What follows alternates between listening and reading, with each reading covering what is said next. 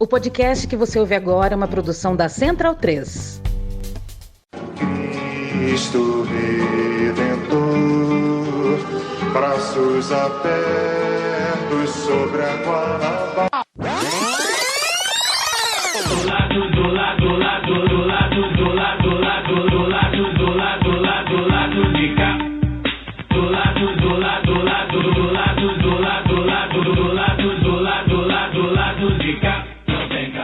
Bom momento, ouvintes da Central 3. Hoje é quinta-feira, dia 5 de dezembro de 2024. E eu sou o Caio Belandi, direto do Sauí Estúdio com o lado B 343, chegando no seu feed.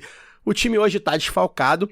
O Fagner Torres Lima foi liberado aí, né, pra sofrer nas redondezas da Grande Tijuca. Uma peça de teatro, ou um filme, alguma coisa assim que ele falou que é um drama. É um drama. E o Daniel Soares, como vocês já ouviram, tá aqui comigo no Sauí, e a Luara Ramos via internet. Hoje a gente receberia aqui, eu anunciei, né, deixei ali aquele mistério na semana passada, um convidado bacana, bastante interessante, bem legal pra gente falar de carnaval aí, de escola de samba. Mas, enfim, época, nesse momento, assim, os preparativos para os desfiles já estão a 1000 por hora, teve questões aí na agenda, teve que sair da cidade, e a gente vai remarcar, a gente pretende conversar com esse convidado em breve, aí, antes do carnaval, vamos torcer para que ele arrume um espacinho aí na agenda dos preparativos, tá? Então, o que a gente fez? A gente abriu a nossa caixinha de perguntas para os ouvintes e, como sempre, temos questões bastante interessantes que a gente vai tratar aqui, e dessa vez até acho que de uma maneira bem... saindo um pouco do lugar comum, né? Eles mandaram, a gente mandou a caixinha e eles vão fazer a gente sair da caixinha, que tem uns temas aqui que eu acho que me pegaram até de surpresa, eu acho que vai ser bacana da gente tratar. Falando em sair do lugar, né, Luara? Teve gente que saiu da cadeira na França, né? Boa noite. Olá, Caio. Olá, Daniel. Olá, todo mundo que nos ouve a partir de agora. Espero que me ouçam bem. Quem me acompanha no Instagram, acho que eu falei no Twitter também, estou em Paris. E é isso, cara. Ontem eu saí aqui à noite, né? Mais à noite. Ontem, quarta-feira. E tinha muita polícia na rua, tinha os caras fardados e tal. E aí fui olhar direito as notícias, né? De que o primeiro-ministro francês, que foi nomeado há pouco tempo, que nem conseguiu direito fazer muita coisa, estavam discutindo o orçamento, né? Foi derrubado, né, por uma moção de censura que já não rolava desde o Georges Pompidou, em 1962, se não me engano. E aí tá essa loucura. Daniel, meu namorado, tem esse costume de olhar ou até comprar alguns jornais, assim, né, locais para tentar ler as figuras. Como o nosso francês meio de Duolingo e um pouco melhor que o do Sérgio Moro, a gente foi dando uma olhada, assim, e ele pegou uma edição do Le Figaro, que é o jornal de centro-direita daqui, né? E aí há essa pressão, assim, uma normalização completa da Marine Le Pen. Então, assim, parece que todos os países desse liberalismo capenga, né, tem sua Folha de São Paulo, o seu Estadão. Acho que aí na França é o Le Monde, né? O Le Monde, ele é mais centro, né? O Figaro é mais direita, acho. É centro-direita mesmo, declarado já há muito tempo, inclusive, né, rechaçam a esquerda mesmo. É uma coisa assim, eu passei rapidamente, né, pelo jornal, e o papo é assim, além da normalização da extrema-direita, de uma normalização do discurso, aquele discurso que a gente conhece do liberalismo e tudo mais, mas até da coisa colonial também, quando vai falar de China também, um papo bem esquisito para poder usar do eufemismo aqui. E aí eles têm até uma enquete, para vocês terem ideia, né, de quem lê o Figaro. Eles têm uma enquete e respondendo a questão de terça, né, então na edição de quarta os leitores respondendo a questão de terça era se eles eram a favor da moção de censura, que derrubaria o primeiro-ministro Barnier, e 76% era contra a moção de censura. Então, um pouco essa é a linha editorial dos caras. Mas a gente viu aqui, assim, a cidade mesmo, se não fosse isso, então a gente estava ali perto, na Champs-Élysées, e muito militar, uma movimentação super diferente, esquisita e tal, e aí começamos a identificar, mas o restante, as pessoas passando, tirando fotos das vitrines, aquela coisa da vida acontecendo, mas o bicho está pegando, inclusive no parlamento francês, inclusive com essa ameaça que o Figaro trouxe de uma paralisação política, né? Porque ali o que eles dizem, pelo que eu pude compreender e pelo que eu li também, né, dos jornais em português, assim, era que a extrema-direita, né, a Marine Le Pen, a Reunião Nacional, esse que é o nome, né? Eles perderam credibilidade ao se aliar, porque a votação, a moção de censura foi proposta pela esquerda, né, pela Nova Frente Popular, uma das correntes da Nova Frente Popular, a França Insubmissa. Então a análise deles é essa, de que a pessoa confunde, acaba por tirar a legitimidade e tal. E em novembro a Marine Le Pen foi anunciada, né, aquela coisa de existe o risco dela não concorrer em 2027, que seriam as próximas eleições. Mas parece que o movimento que a extrema-direita quer fazer aqui é o de deixar o governo Macron sangrar, porque ele não pode antecipar as eleições, né, antes de 2025. Então, me parece que esse é o mais evidente, assim, dos movimentos. É isso, toda vez que eu piso aqui, o negócio tá acontecendo um trem diferente. A gente comentou em off aqui sobre isso, né? Parece que a estratégia do Macron, por mais maluco que possa parecer, é exatamente essa, de fazer a Nova Frente Popular e a Reunião Nacional, né, a esquerda e a extrema-direita atuarem juntas, né, num objetivo comum aí, que no caso era derrubar o primeiro-ministro de direita nomeado por ele, da direita tradicional, para queimar junto ao seu eleitorado, né, o eleitorado que mais centrista, o eleitorado que nos Estados Unidos chamam de swinger, né, o eleitorado pêndulo, né, o outro eleitorado pêndulo que que tenha votado à esquerda na última eleição parlamentar, se decepcionar com a esquerda por ter se aliado, né, pontualmente com a extrema-direita, e o eleitorado pêndulo que possa se inclinar para a extrema-direita, se decepcionar por terem atuado junto à esquerda e desaguarem no velho e bom centro, né, que é representado aí pelo Macron, que nem partido direito tem. O Macron teve que inventar um partido que já mudou de nome umas 2 vezes. Ele mesmo é um egresso do Partido Socialista, né? Era a ala mais centrista do Partido Socialista. Então é um partido sem grande tradição na sociedade francesa, sem muita capilaridade, depende desse voto nem, né? Então ele está jogando exatamente para esse público que não quer os extremos, etc, blá blá blá, e queimando esses dois lados para tentar impor o seu candidato, né, nas eleições de 2027, já que ele não pode ser reeleito, porque já está no segundo mandato. A França não consegue nem fazer seleção direito, né? No futebol dá problema, no basquete deu problema também na Olimpíada, tá sempre com problemas. Os franceses... Caio, você não está vendo, mas está usando uma retrozona bela, retrô da França, 82 essa daí, né? 82 ou 86, um dos 82. Aí, acho que é 82, né? Tem esse risquinho branco, 82. É verdade, 82. Essa camisa é linda mesmo. A camisa que tem um galo azul. Daniel, falando em esquerda aí, decepção com esquerda, a gente tá no meio de uma polêmica aqui interessante. Interessante do ponto de vista de análise política, né? A Câmara dos Vereadores do Rio aprovou em primeira discussão um projeto de lei complementar 18624, né, proposto pelo governo Paz. É um projeto que aumenta a carga horária dos professores, a licença especial e a gestão... Corta a licença de especial. de período de férias, entre outros pontos. A gente comentou aqui semana passada, né, dando aí nossa solidariedade, mas não entramos tanto no assunto assim. Hoje a gente entra um pouquinho mais até para deixar claro aqui a nossa posição, né, porque... teve gente que cobrou a gente, né? Enfim, eu entendo que a gente se posiciona de uma forma que as pessoas acabam exigindo que a gente compra brigas que às vezes passam batido. A gente compartilha story todo dia sobre o caso, assim, a gente tá... Mas acabamos não falando muito no programa, acabamos não né? falando muito, não, sei lá, não postamos alguma coisa, né? Então o pessoal cobrou a gente, eu acho que é justo também, a gente super topa, e agora a gente tá falando sobre isso, né? Além da nossa manifestação de apoio aos professores, evidentemente, a gente tá aqui tentando entender. Dos 51 vereadores, né, 46 votaram, 31 foram a favor e 15 contra, né? Ou seja, aí o dobro, né? E o perfil dos votos acabou chamando a atenção, porque 2 vereadores do PT, o Edson Santos e a Tainá de Paula, votaram a favor do projeto, né? 2 do PT também votaram contra, Luciana Novaes e o Dr. Marcos Paulo. E 2 vereadores do PL, né? Os únicos 2 do PL... Da atual legislatura, né? Que tá acabando aí, bom lembrar. Carlos Bolsonaro e Rogério Amorim também votaram contra, né?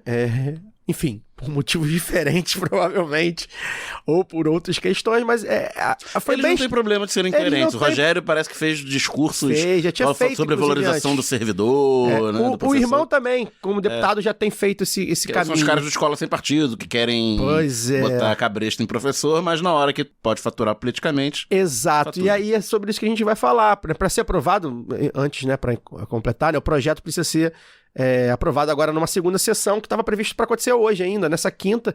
Tá, a gente estava gravando o programa, demos uma olhada, né, aparentemente ainda não rolou, então provavelmente aí já durante a gravação do programa, se tiver aqui, eu dou uma breaking news. E aí, né, Dani, essa é uma fatura política eleitoral do apoio ao Paz, né, do PT, né, o pessoal, por exemplo, votou todo contra, mas o PT que apoiou o Paz, já fez parte da gestão do Paz, praticamente em todas as outras, vai fazer do ano que vem, ele tem uma linha muito clara de seguir o projeto de Cidade do Paz, mas em alguns pontos espera-se uma outra postura, né? E aí, quando a gente vê o Edson Santos, que é um quadro histórico do PT do Rio, embora bastante nichado, é um cara, um sujeito, enfim, que tem um nicho muito claro de foi atuação. deputado federal Foi muitos deputado, anos, foi foi candidato ministro ao também, se não me engano, Senado, secretário. chegou a ser ministro, acho que no primeiro governo Lula. É uma figura histórica Sim, do PT. foi candidato a Senado, não foi eleito, mas foi E bem a votado. Tainá, a grande rosto do PT, a vereadora Atual. mais votada, atual grande A rosto. única reeleita da atual bancada. A única reeleita, e me parece que é uma fatura aí que tá chegando do apoio, né? Como é que a gente analisa A gente isso? falou sobre isso no pós-eleição, né? Teve o programa com o Leonel de Esquerda que eu não... A gente falou no pré-eleição com a Maíra, né? Que foi eleita. Falou do pós-eleição, teve o programa com o Leonel de Esquerda, que eu tava ausente, mas outro vereador eleito, que isso foi pauta, né? Como o PT vai se portar sendo base do Paz. E antes mesmo da posse, né? Do segundo mandato, da posse da nova legislatura, já se apresentou uma questão bem complicada, né? Porque professores, né, servidores públicos de modo geral e professores em particular, são uma base histórica e que, historicamente, de forma majoritária se posiciona, né, por temas progressistas, por votos à esquerda, ou pelo menos a parte organizada, né, tá sempre... E uma categoria muito mobilizada, mesmo quem não está sindicalizado. Estão sempre, né, por alguma corrente ou outra, mas sempre mais para os partidos de esquerda. Historicamente, o PT tem o pessoal que vem há menos tempo, mas historicamente mais alinhado ao PT. E eu acho que a própria bancada se dividiu no voto, né? E a Tainá, o Edson Santos também, mas a Tainá principalmente, porque é o rosto mais em evidência, é a vereadora que foi reeleita e que provavelmente vai voltar a ter cargo, né, no governo Paz. Acho que é importante esse ponto. Ela se posicionou dizendo que precisa, que não dá para ser contra, né? E contra e ponto. Que precisa negociar, porque pela correlação de forças, etc., o projeto seria aprovado de qualquer forma na Câmara, então ela precisa tomar uma posição que não seja radical para propor emendas e ter que essas emendas para atacar pontos, os piores pontos do pacote, que é péssimo, né, que é tenebroso, principalmente a questão da hora-aula, né, que é a transformação da hora-aula de 50 minutos em 50 minutos ponto. Então, isso faz com que o professor ele tenha que trabalhar mais, né?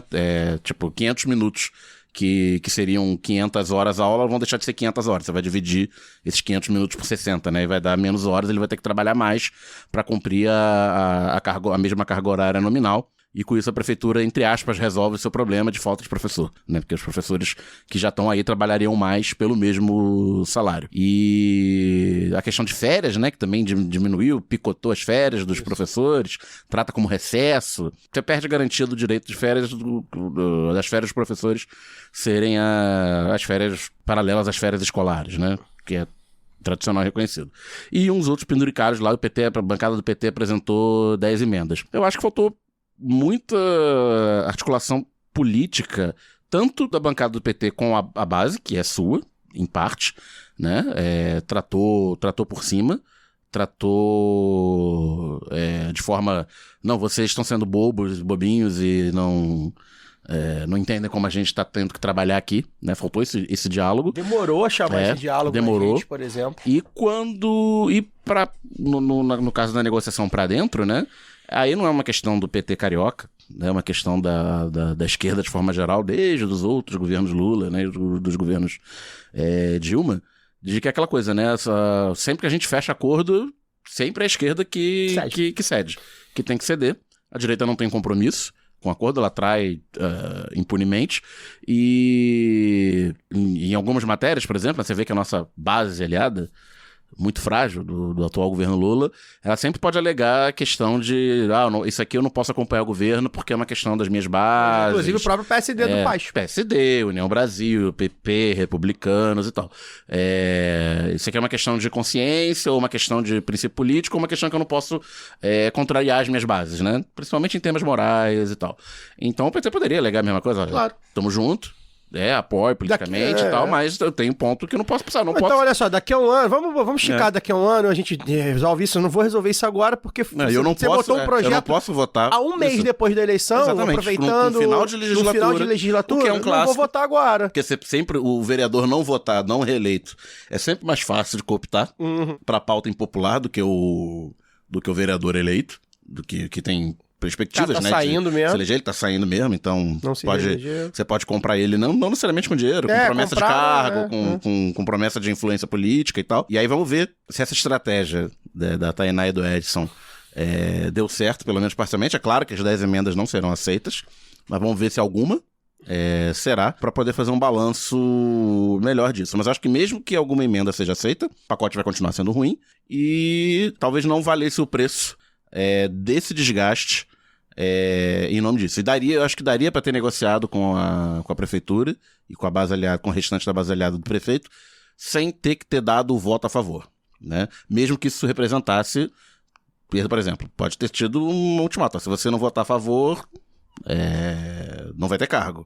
Mas aí, em que... O que vale até mais, que ponto, né? Até que ponto ter um cargo de primeiro escalão na Prefeitura do Rio vai compensar esse estrago. E outra coisa, a gestão Paes deve durar aí 1 ano e pouco, né? Sim. E aí a gente sabe como né? Como pode mudar. Será que o PT vai continuar com o Eduardo Cavalieri? O que vai vir em 2026? O Eduardo Paes vai ser governador? E se perder? Então, assim, a gente falou aqui, eu reafirmei no programa anterior, reafirmei nas redes, reafirmo aqui quantas vezes for necessário. Acho que eleitoralmente você compor com Paes, considerando a fraca projeção que o Tarcísio teve, fazia algum sentido. Uma promessa ali, o Paes ajudou em 2022, a gente ajuda o Paes agora, o Paes ajuda a gente, enfim. Acho que eleitoralmente esse tipo de coisa e é sempre bom lembrar faz sentido. Que grandes trunfos da segunda metade desse terceiro mandato do Eduardo Paes foram conseguidos com dinheiro público do governo federal. Pois é. Né? As obras do Anel Viário de Campo Grande, a requalificação do BRT, que é importante. Peguei BRT agora, no domingo, voltando de Campo Grande. Tá funcionando, tá legal. Fui em 40 e poucos minutos de Guaratiba ao Terminal Alvorada, sentadinho, com conforto, no ar-condicionado, com o dinheiro do BNDES.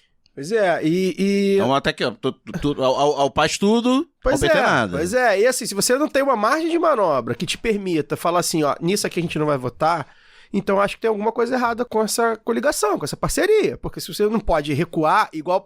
E aí eu peguei o PSD no Congresso Federal, 57% de voto a favor do governo. Inclusive... É menor que o Progressistas. Sim, o Progressista vota mais com o governo do que o PSD.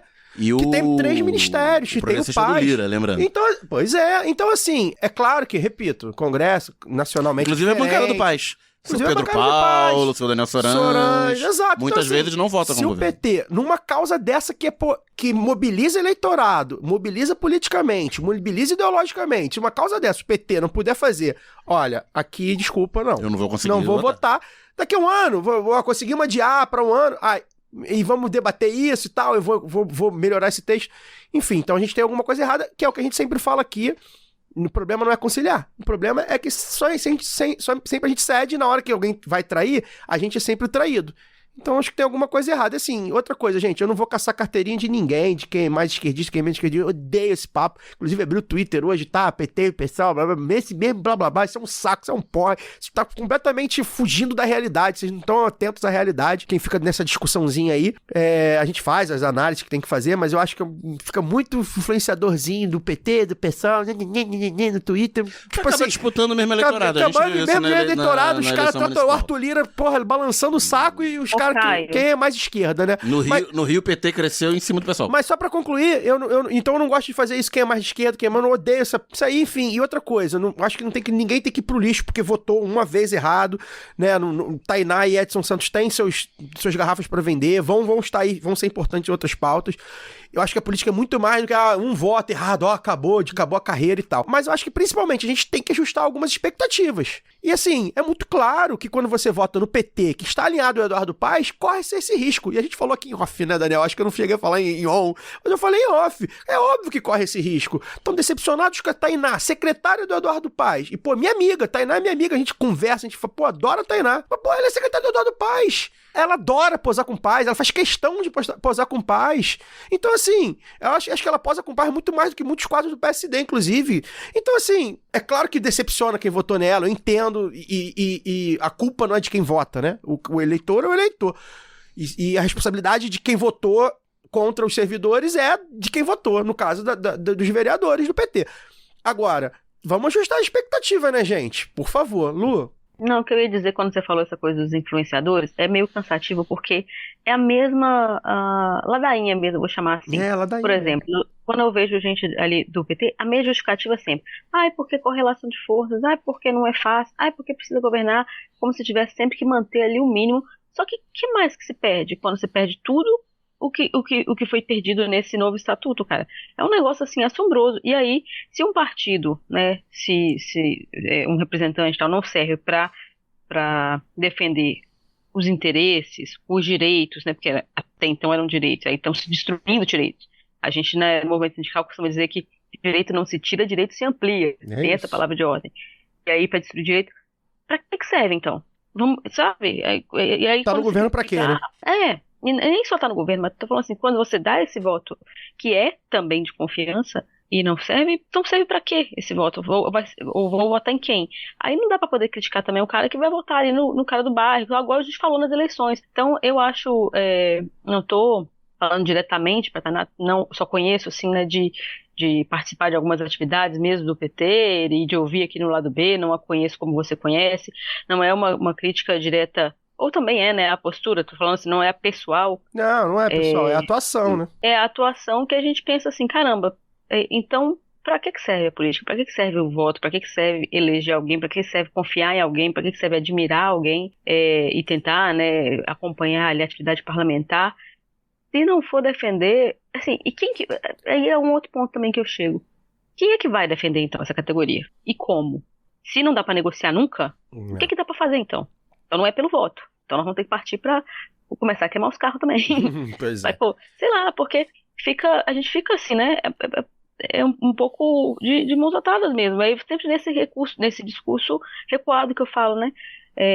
Que a correlação de força. Então nunca vai poder. Pois é. E política é negociação, é conversa, é caneta. A gente topa isso, a gente sabe que é. Mas também é posicionamento.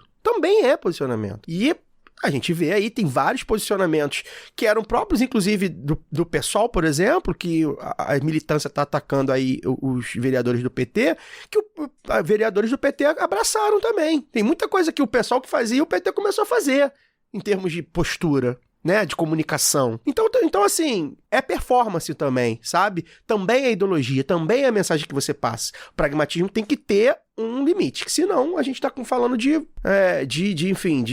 assinar documento, né? E não é o caso, é política também. Bem, a gente já iniciou o papo, né? Eu ia falar aqui que a gente iniciou o papo, acabou sendo um quadro à parte, porque a gente precisava falar sobre isso mesmo. Foi a grande notícia aqui da esquerda carioca, esse fratricídio da esquerda. Meu pai do céu, enquanto isso os caras estão passando. Mas um dia a gente se une. Desabafei. Antes da gente iniciar o papo de fato, aproveitando aqui, início do mês, galera, pedir o apoio mensal, tá? Toda ajuda financeira é bem-vinda para a comunicação independente e com a gente não é diferente, tá? São 3 planos de financiamento que o lado B tem. O plano fechamento é o de R$10 por mês e nele você concorre aos sorteios da camisa crítica. Tô para fazer aí o último sorteio do ano, então ainda dá tempo. E recebe toda quinta-feira a newsletter lá do B de Ler, com textos, reflexões e dicas culturais dos painelistas diretamente no seu e-mail, tá?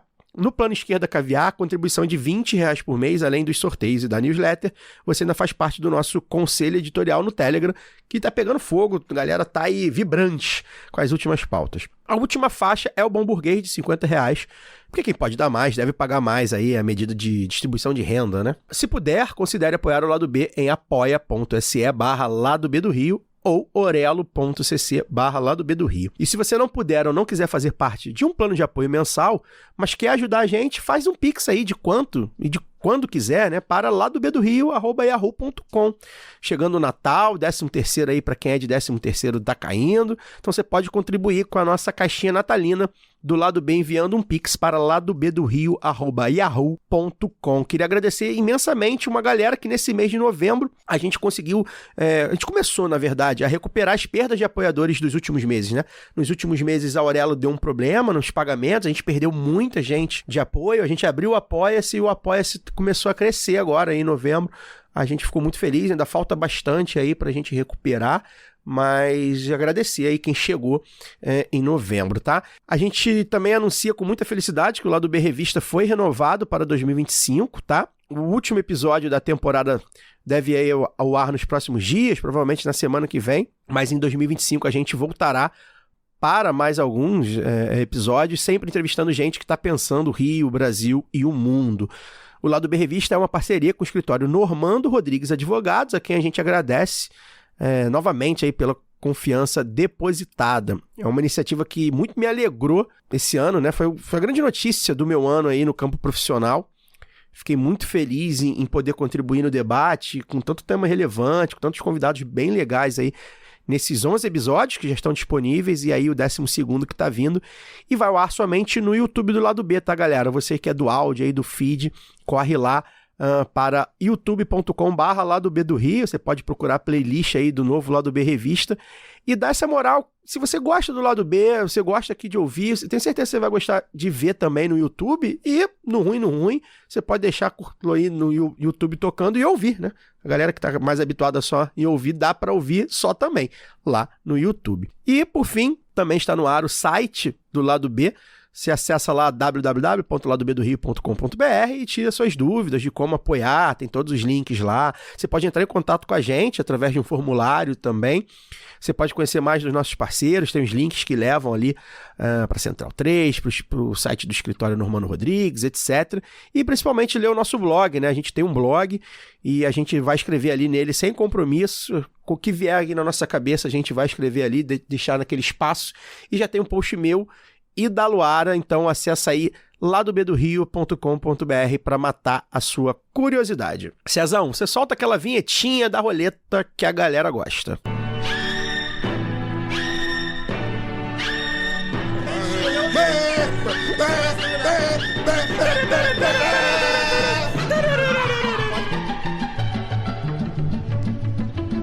Roletão da pistolagem.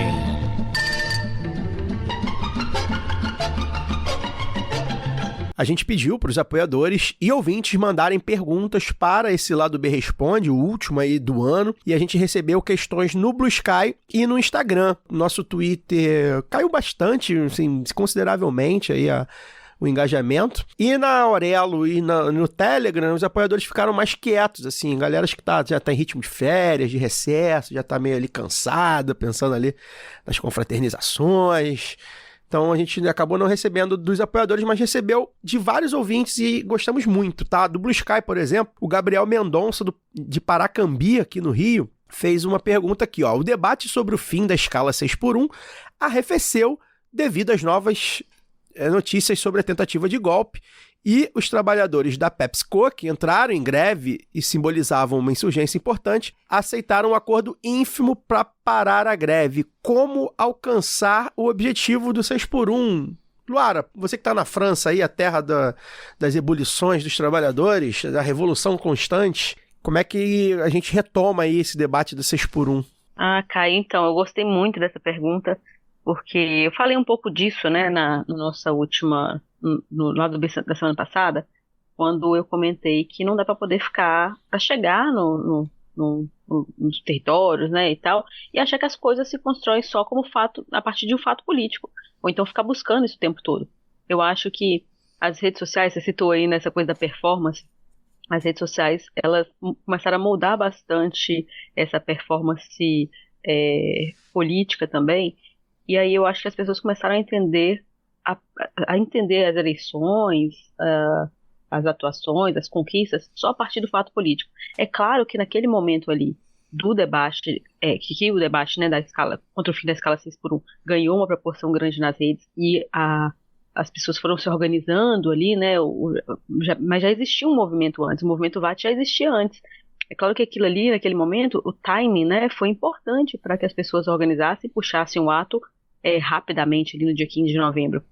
Mas, se não tiver uma construção, sabe, cotidiana, vai sempre ser atropelado pelos fatos do momento. Até porque não é um tema de interesse da mídia hegemônica, das elites, né, nacionais, da elite empresarial nacional. Então é uma coisa que precisa ser construída junto à sociedade. Eu só vejo essa possibilidade. A gente faz isso a partir da luta política, seja nos territórios, seja conversando com as pessoas, fortalecendo greves, assim, porque existe esse problema, né? A própria CUT, quando foi formada, ela já pensava em mudar, né, a divisão não por categoria, mas por ramos, porque aí você não fragmenta tanto, não são os trabalhadores da PepsiCo, né? São trabalhadores que apoiam o fim da escala 6x1 e que podem ali apoiar. Então nós vimos coletivos manifestando apoio, solidariedade, mas o que mais se pode fazer? Existem inúmeras formas de atuação dentro de uma greve, de uma paralisação, gente. Desde constituir um fundo de greve, criar uma grande mobilização nacional para poder ir paralisando. Isso já foi feito antes, não é nenhuma novidade, não é inventar a roda, sacou? O que a gente precisa mesmo é que isso ganhe tração. Porque quantas pessoas sabem dessa greve da PepsiCo? Sabendo que isso também é uma coisa censurada no noticiário, né, hegemônico. Sim. Quantas pessoas sabem dessas iniciativas do que pode ser feito e o que pode ser feito junto, nos territórios também, nas micro-regiões ali, pra gente, quem sabe, construir, pensando utopicamente aí numa grande greve geral. Então é isso. Só que você só faz isso com luta política cotidiana. Se a gente ficar esperando pelos fatos políticos, nada vai cair na nossa mão. E quando cair, a gente não tem como atuar, porque não está enraizado nos lugares. Né? O que aconteceu no dia 15 de novembro?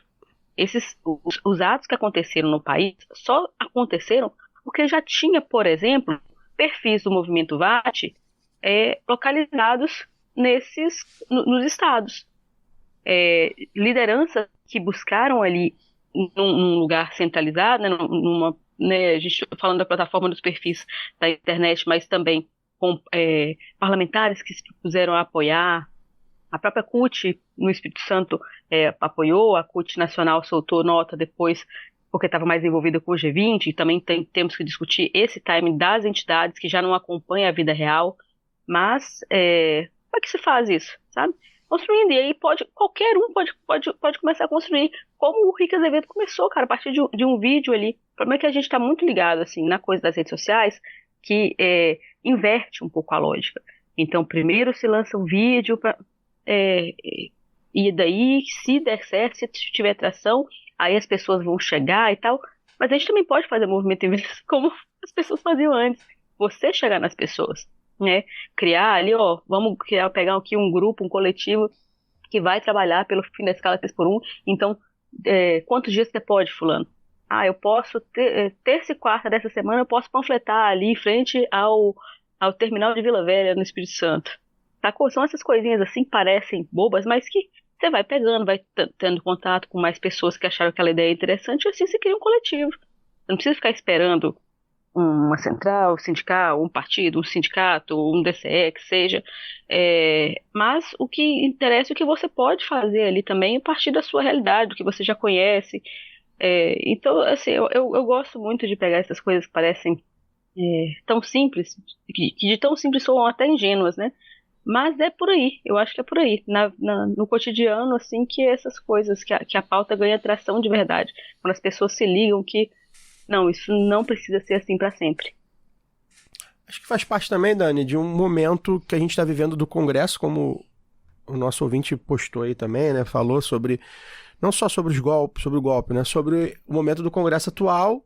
Vai ter uma mudança de presidência que eu acho que é fundamental. Tá chegando no momento de recesso, o pessoal vai votar aqui agora os últimos projetos e já tem gente que provavelmente não tá nem indo tanto. Como assim. reação imediata aí primeiro, pegando a cronologia aí, né? Quando deu tração o debate sobre a 6x1, você viu eles um pouco perdidos, né? Uma galera falando, não, isso aí prejudica o trabalhador, esse papo que apareceu até nos editoriais dos jornalões, né? O papo da classe empregadora, da classe patronal, né? Que, não, é bom pro trabalhador, é 6x1, tem que negociar, nananana. E os mais ligados já comprando parte assinando a PEC, falando, não, realmente, é uma exploração e tal. Eles ficaram meio perdidos, aí teve a porrada lá da notícia das articulações golpistas, né, com mais detalhes, e eles reagiram a isso pautando os projetos medievais deles, né, a PL dos estupradores, né, que obrigando crianças a ter filhos de estupradores e tal, conseguiram aprovar na CCJ, e aí, tipo, a gente tem que ficar correndo atrás, né, das pautas, porque são todas pautas fundamentais, importantes, tomam o noticiário, essa tática eles fazem há 10 anos, e nesse meio tempo, e depois teve o pacotão, né, o pacotão do Haddad, a história do imposto de renda, e agora, como você falou, o ano legislativo está se encerrando, com as votações do pacote do governo, a parte de cortes, né? O imposto de renda fica para ano que vem. E logo na sequência vamos ter a troca de comando da Câmara. Então, como disse a Luara, se as pessoas não se mobilizarem, se não houver uma construção política, né, tanto nas redes quanto fora dela, vai ser atropelado pelos fatos. E manter mobilizado, né? De alguma forma vai voltar, esse assunto vai voltar. Acho que esse é um assunto que cabe negociação. E porque os assuntos também se relacionam. Por exemplo, o Daniel falou da PL dos estupradores lá na CCJ, né? E só teve também aquela movimentação, né? Quando tentaram votar isso lá atrás. Lá atrás, mas nem faz tanto tempo assim. 6 meses. Com o Lira, né? Só teve aquela movimentação porque os coletivos feministas, eles se mantêm atuantes.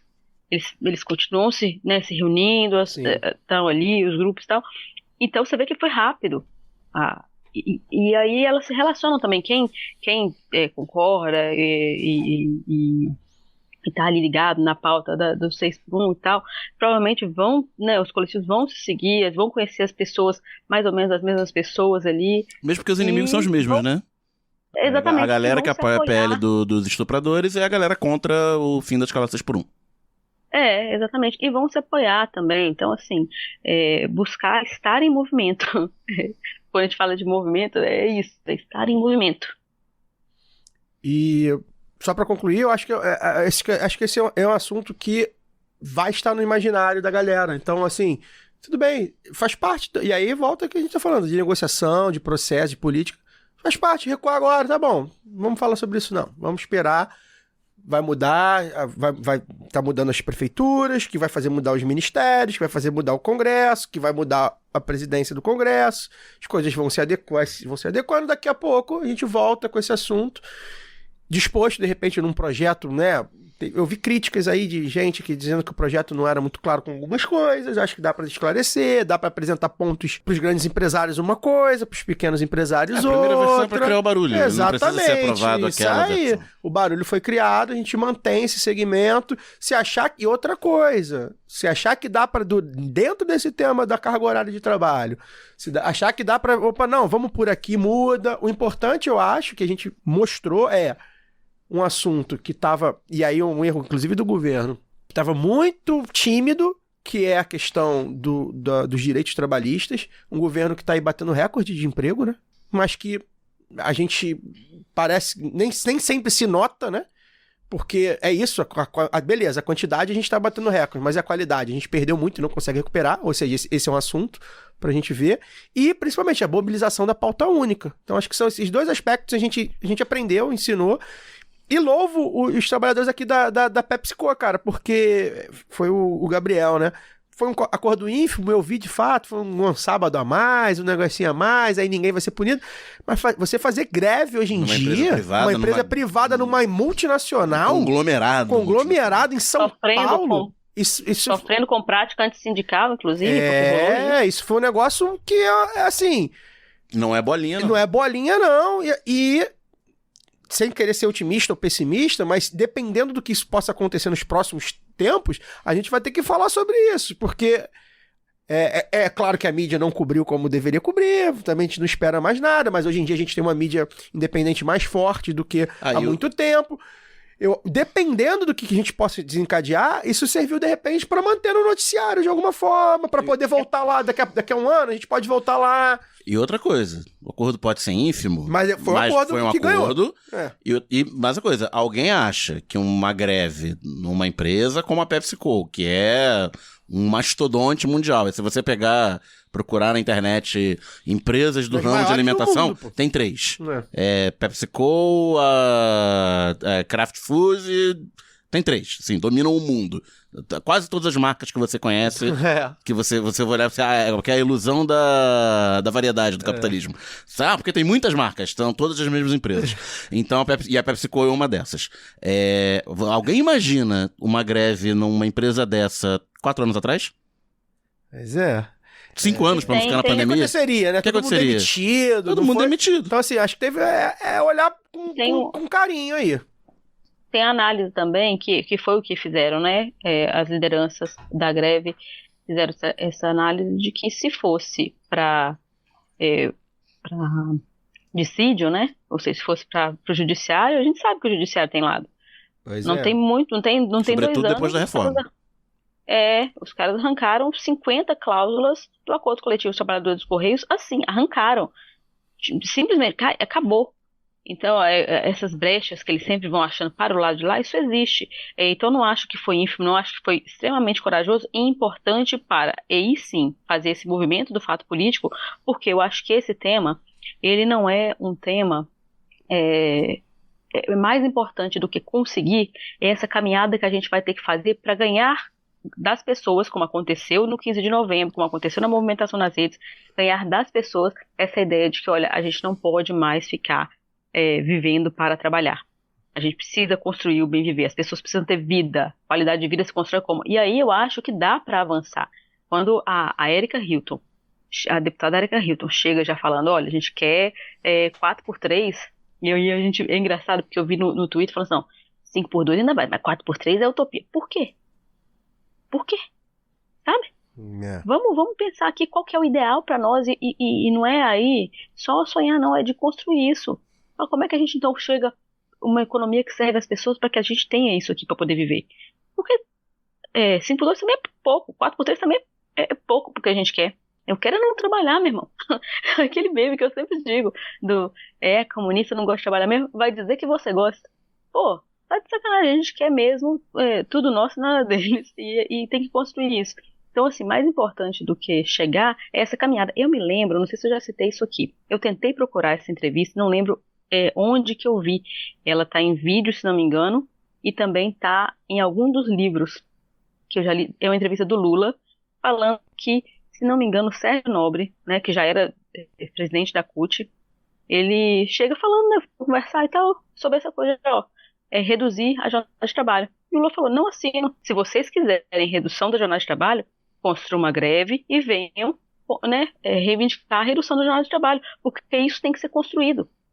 Porque senão, gente, e aí não é maldade. Poxa, o Lula então podia fazer isso, porque quando tinha, que eles gostam de falar isso, né, que no final do segundo governo Lula tinha maioria e passaria tudo. Como se fosse assim. Não tinha maioria. Não tinha exatamente maioria, não, né? Tinha popularidade, mas o Congresso... É que a presidência da República tinha mais poder. Isso que eu ia falar. Fidelidade. Não, e é tudo contexto. Vocês acham que a indústria não ia cair de pau em cima do projeto desse, em qualquer que fosse o período? Pelo amor de Deus. E aí, essa coisa da hipótese na política, eu acho muito, muito ruim, assim, que a gente trabalha com materialidade, né, dos fatos. Essa construção precisa ser feita porque eu concordo com o Lula nesse ponto. Porque direito você tira. Olha como foi fácil. Acabei de citar aqui do Acordo Coletivo dos Correios que perdeu 50 cláusulas, gente. Não é brincadeira, não. É porque rebaixou ele. o acordo da PepsiCo foi fraco, então não vale a pena lutar. Os caras foram de bicho para cima dos grevistas e dos não grevistas, propuseram bônus para quem não entrou em greve. Né? Isso é prática antissindical, isso já é pacificado dentro da Justiça do Trabalho, mas os caras continuam fazendo isso por quê? Porque eles sabem que podem contar com alguém lá dentro. Agora, o que a gente faz do lado de cá que constrói? Construir, incutir na sociedade a ideia de que nós não temos que viver para trabalhar, de que a gente merece ter vida digna, de que a gente merece passar um tempo com a nossa família, de que a gente merece ter um salário digno para poder viajar, sair para comer num lugar legal, consumir cultura, ir para um samba mesmo no meio de semana, sem ter que ficar, né, preocupado que amanhã vai acordar 5 horas da manhã. É isso que a gente tem que construir, sabe? Não é nada demais, o que a gente está querendo é dignidade. E isso é o mínimo que a gente tem que reivindicar. Então esse ponto que eu acho, que a gente tem que mais do que a chegada, o que importa nesse lance da pauta do debate, né, contra a escala 6x1, é a caminhada que nós vamos ter que traçar para poder fazer com que as pessoas percam essa coisa, né, de falar, não, mas isso aqui é utopia, isso aqui não tem que ter, isso aqui não dá para poder fazer. Começar a responder com, por que não? Peço licença para dar uma pausa no programa e apresentar os nossos parceiros. O sorteio para apoiadores e apoiadoras do lado B é um oferecimento da Camisa Crítica. Ouvinte tem 10% de desconto no cupom Lado B no site www.camisacritica.com. Tem lojinha física da Camisa Crítica no Sol e Sombra, bar que fica no bairro Bela Vista, em São Paulo. Já aqui no Rio, tem no armazém do MST, na Lapa, e na livraria Leonardo da Vinci, no centro. Camisa Crítica criada para uma esquerda que não tem medo de dizer seu nome. Aproveite e siga nossos parceiros nas redes sociais. Obrigado pela atenção e voltamos ao programa. A gente tem agora uma pergunta aqui no Instagram, do Matheus Borges. Fez uma pergunta bastante interessante aqui, que é um debate bastante amplo aqui, vou botar aqui na mesa. A pergunta dele é uma pergunta que me consome também, né? Que é: qual a influência das músicas e da cultura de ostentação na introjeção do neoliberalismo na mente do povo? Matheus, eu vou botar aqui pra mesa, mas antes de mais nada, cara, eu acho que a gente não pode tratar como um fato isolado, né? Eu acho que quando a gente tá falando, principalmente desses raps, funks, traps e o sertanejo também, acho que todos esses dois estilos aí, os grandes estilos do Brasil contemporâneo hoje, né, populares, eles falam sobre isso, né? E eu acho que, na verdade, ele não é causa, né? Acho que ele é um sintoma, né? Ele é claro que ele ajuda a criar a cultura, né? Isso se retroalimenta, mas a gente está falando, e eu debati isso aqui recentemente, né, no Lado B Revista com o Gabriel Gutierrez, sobre música e mercado da música. Isso é alimentado por uma cultura que o ultraliberalismo venceu em quase tudo, né? E tá aí os coaches para mostrar isso, né? A coisa do empreendedorismo para mostrar isso. Não é só na música. É uma propaganda cultural permanente. É uma propaganda cultural permanente. E até o sertanejo de alguma forma, mas o funk e o rap principalmente, que vinham de classes populares, né? O sertanejo também lá na origem, tá a mesma coisa. A classe popular rural. Eles vão se modificando com o tempo, inclusive porque eles vão entrando na indústria cultural, eles vão movimentando dinheiro, vão entrando players do mercado financeiro e do mercado de comunicação. O que faz sucesso, o que é promovido e o que encontra espaço na indústria é ostentação. Então mesmo o cara que às vezes não faz, começa a fazer pra aparecer, pra agradar, pra vender e tal. E de alguma forma, até o Gabriel fala sobre isso, né, no programa, recomendo, vejam lá do B Revista. Eu vou pegar aqui, eu acho que é o 10, tá? Lá do B Revista 10. Eu vou confirmar aqui. Que assim, é o 10 mesmo. Lá do B Revista 10, a indústria da música nos tempos do algoritmo. A gente fala sobre isso, é o último assunto. Pô, mas por que o rap e o funk, que falavam de política, digamos assim, ou mesmo que não falavam... Da opressão na periferia. Da opressão na periferia, mas não só isso, mesmo do corpo da mulher, das coisas da libertação sexual, tudo isso, o funk e o rap de alguma forma faziam. E hoje, com vozes femininas também. Com vozes femininas. Pô, mas hoje em dia só fala de ostentação e tal. Tem essa questão da evolução, não vou dizer que é evolução porque não é a ordem natural, né? Mas é a questão da imposição mesmo de um mercado que entende esse ambiente cultural e fala, não, vamos por isso aqui. E de certa forma, mesmo quem é tragado por isso, tá dentro dessa lógica. Então, assim, a gente vê, por exemplo, vou citar, eu acompanho um pouco, a nossa diretora Gil tá aqui, ela talvez possa me corrigir, que ela acompanha mais a questão da cena do rap, do trap e tal. Mas, assim, por exemplo, Pose do Rodo, né, que é um dos grandes cantores do rap carioca, pelo menos. Ele é um cara que ele já surge num contexto já de ostentação dominado, né, desde o funk paulista. Eu só conheço ele pelos colares de meio quilo de ouro. Né? Mas ele já surge nesse contexto, ele canta esse contexto, não só canta esse contexto, ele mostra esse contexto nas redes. Então, a máquina se alimenta de uma forma que, mesmo que ele cantasse outra coisa, eventualmente ele possa ter uma música um pouco mais crítica, ou menos de ostentação, mas a persona dele nas redes cria isso. Ele chegou lá e comprou, sei lá, quantas camisas do Flamengo com 200 mil em dinheiro. Teve uma cena que eu lembro dele. Estou citando ele, não é pessoal, enfim, não é uma análise pessoal, é da questão mesmo que é cultural. Então, Matheus, eu acho que assim, se retroalimenta. E aí a molecada vai ouvindo aquilo e vai falando, pô, é isso que eu quero. E se você for pegar essa linha do tempo, repito, aconteceu no sertanejo. O sertanejo original, música caipira, não falava de os agroboys da pecuária andando de Dodge Ram. Eram os mocinhos da agricultura familiar cantando assim, com a viola, aquela coisa da família reunida, da dificuldade. Ocupa um lugar de afirmação positiva também. Exato. Né? Então, assim, o sertanejo que venceu. Tem essa deturpação. A favela venceu. O negro que venceu, a favela que venceu, né? Então, assim, até a pessoa tem uma frase muito boa, talvez o Matheus tenha até se inspirado um pouco nela, né? Viralizou aí na gente que o funk paulista é o braço do neoliberalismo na América Latina, né? Porque o funk paulista talvez é da década de 10 ali, que começa com essa coisa da ostentação mesmo. E eu acho que chega num estágio que é isso, assim, ele vai capturar, né? Vai cooptar até o que era o popular, né? Primeiro porque eu acho que talvez faltasse ali uma base teórica, nossa, né? E tem gente que faz no rap até hoje, né? Tem gente que no rap que ainda defende, principalmente mais antigos, né?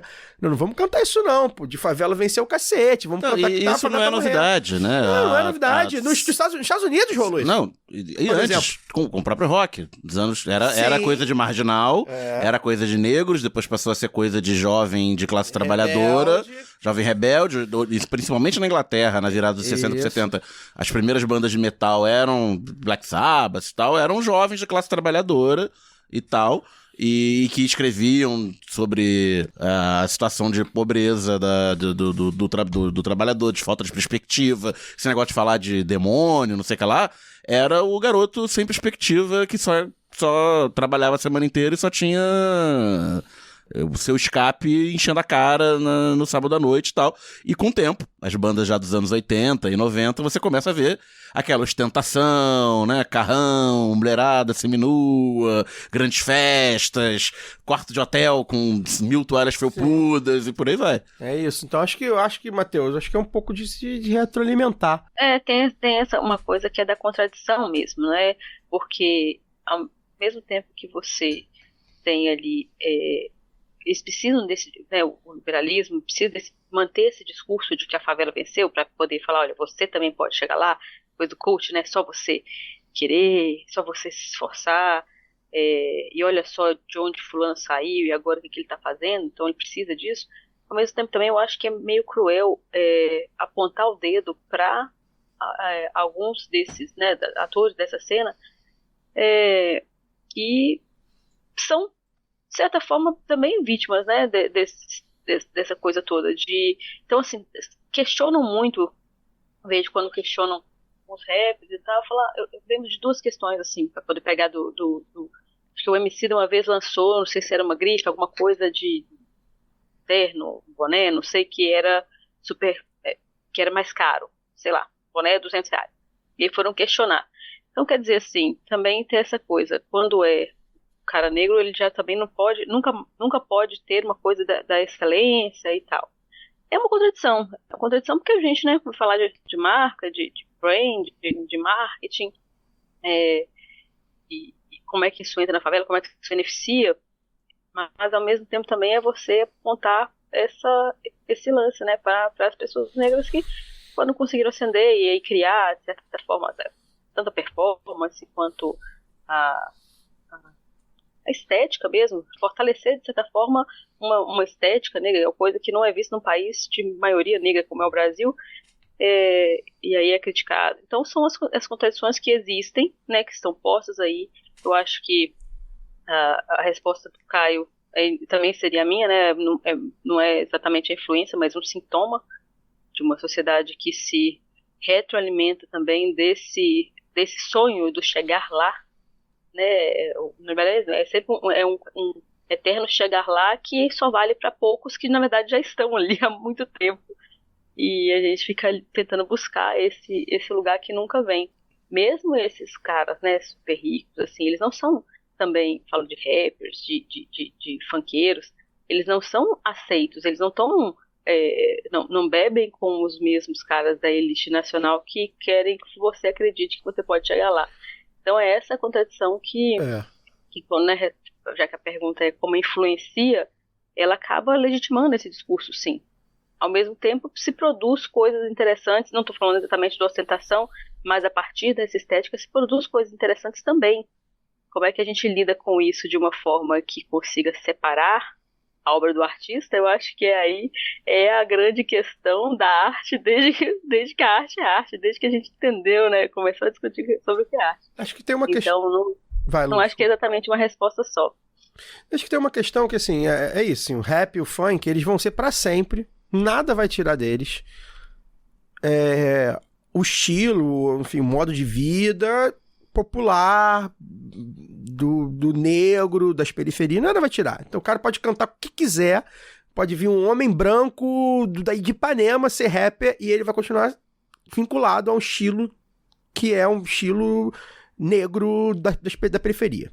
Mas tem gente que acha, do ponto de vista capitalista, que não é o nosso ponto de vista, ninguém aqui, nós não somos considerados, não nos consideramos e não somos, né, adeptos do capitalismo, nós não cedemos às visões capitalistas, a gente tenta fazer aqui as visões fora do capitalismo, mas dentro do capitalismo tem gente que vai olhar o pose do Rodo ganhando 1 milhão e numa Ferrari e de fato aquilo vai ofender. Então, assim, vai ter gente que acha que um homem negro vindo da favela com 1 milhão e uma Ferrari usando um Nike de 5 mil reais no pé é uma resposta. Eu discordo frontalmente, porque eu não vejo a vida, eu não respondo capitalismo com mais capitalismo, eu não respondo desigualdade com mais desigualdade, eu não respondo dinheiro com mais dinheiro. Mas faz sentido do momento em que até então a maior parte das pessoas que ostentavam eram os brancos, da elite de muito tempo, né? Oligarcas, né? Então faz sentido também um pouco isso, né? É a contradição mesmo, né? É uma contradição. Eu discordo. E aí porque eu acho que por ser um estilo de vida, não só musical, de vida, político e crítico, acho que a gente deveria, no conteúdo também, ser um pouco mais crítico. Mas aí também é questão, repito, do momento que a gente vive, que é um momento onde eu tenho falado isso aqui toda hora, gente. O capitalismo, ele triplicou a aposta, né? O tal do neoliberalismo, ultraliberalismo, ele tomou conta de maneira que as pessoas não conseguem mais pensar coletivamente, né? O famoso volta pra base, né, Luara? A base tá uma geleia, uma gelatina, irmão. A base já não sabe nem... Então, enfim, acho que a gente tentou responder aqui. E Matheus, não sei se você já viu, recomendo aí o Lado B Revista 10, tá? A gente debate um pouco isso e outras questões. Para poder só fechar essa questão, assim, o que me incomoda tudo, que eu coloquei, não sei se talvez tenha ficado um pouco, quando eu trouxe a questão do Emicida, por exemplo, tá, o que me incomoda muito é que cobram desses caras que eles tenham uma coerência o tempo inteiro, que eles sejam militantes o tempo inteiro e que eles sejam praticamente franciscanos, cara. Quer dizer, os caras trabalham... Não vou entrar... Não, eu ia falar um negócio aqui que vai ser mal interpretado. Aquele negócio de, mas é o dinheiro deles. Não é isso que eu tô falando. Mas que eu tô dizendo assim, pô, você quer que o cara se apresente saca? Mas assim, Lascar, mas tem o meio termo também, né? Não precisa ser... Tem o meio termo. Não é só tênis, ostentação, né? e não só franciscano, né? É uma coisa é viver bem, outra assim, coisa é ostentar. Exato. O que me incomoda é exatamente isso. Porque quando é com os caras, assim, eu acho que é cruel, sabe, você virar e querer que o cara seja militante o tempo inteiro. Ele também tem a individualidade dele, ele também quer ter aquela propaganda eu também quero ter um tênis legal, eu também quero ter uma camisa legal. E aí qualquer hora que você vê o cara mais arrumadinho assim, pô, virou playboy, não sei o quê, saca? Pô, eu acho que essa construção também da identidade. Eu não sou uma pessoa negra, né? Eu não sou uma pessoa racializada, mas eu imagino que seja uma questão muito, muito pertinente, assim, para quem é racializado. Essa construção da identidade, de se sentir bem, de se sentir... Eu falo da identidade que perpassa também a imagem, a estética, a performance, se sentir à vontade, usar alguma coisa, né, que tem a ver com a sua personalidade. Então, não estou falando aqui de valores, de preço, de coisa, mas estou falando de apresentar. Esteticamente de alguma forma, né? De uma forma que é sempre identificada pelo outro, que na verdade é né? Que é este homem branco de classe média. Bom, e aí ele vai olhar para a pessoa racializada e falar, não, olha só, que coisa pavorosa, olha só, já tá querendo aparecer, lá, saiu da favela e aí tá consumindo aqui agora. Ele nunca pode, sabe? O negro da favela que venceu nunca pode, porque ele tá sempre errado. É isso que me incomoda, sacou? Então, que existem as contradições, sim, mas esse lugar que colocam esses artistas que estão ganhando dinheiro, então não são vítimas, mas eu acho que são de alguma forma também, porque ao mesmo tempo que são consumidos também, né? Até por essa lógica da algoritmização, mas também dessa nova forma de se consumir música e entretenimento nos dias de hoje, seja pelas plataformas, seja também tornando a pessoa como uma própria marca, e é uma coisa que o neoliberalismo fez muito bem, né, e que é extremamente cruel, porque você já não consegue separar. E aí eles querem o tempo inteiro que fulano, não, tem que mostrar humildade, não sei o quê. E você vê performances assim, que você tá ligado que são mentiras, sabe? Da influencer que vai lá na festa da filha do motorista, e olha como ela é humilde.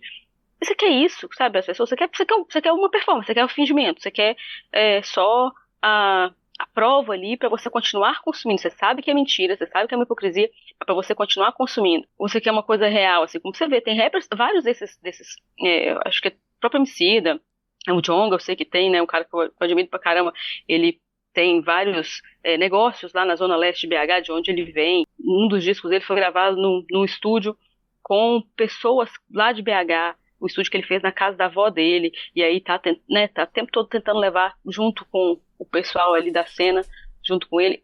Esses movimentos, eles existem também, mas as pessoas sempre vão ver esse lugar que está transformando o tempo todo, querem demandar das pessoas que elas se anulem para ser o tempo todo aquilo que elas esperam de uma militância o tempo inteiro, de um discurso que é coerente o tempo inteiro. Porque as pessoas erram também, tem disso, né? Então, nessa era de cancelamento, sempre os cancelados são os mesmos. Não são pose do Rodo, dificilmente vai ser, porque já tem lá a linha dele, nunca foi, eu acho que o que eu conheço, pelo menos, nunca foi dessa coisa militante, mas esses rappers, por exemplo, que é algo que eu consumo um pouco mais, você vê o tempo todo. O próprio Mano Brown já foi questionado outras vezes. Então, querer herói, eu acho que é um grande problema de uma geração que há muito tempo está se formando por filminho da Marvel, saca? Eu acho isso um grande problema. Gostei desse final. Bem, a gente tem mais uma aqui. O Alex Nicásio faz uma pergunta que eu acho... Essa pergunta aqui que o Alex Nicásio fez dá uns 3 programas, mas ele quer saber o que a gente acha das famosas caixinhas de som nas praias brasileiras. Alex, isso aqui, cara, dá pra fazer uma tese, uma dissertação, um TCC, uma série, porque diz muito sobre o Brasil, né? Assim, eu não gosto. Eu, Caio Belandi, não gosto.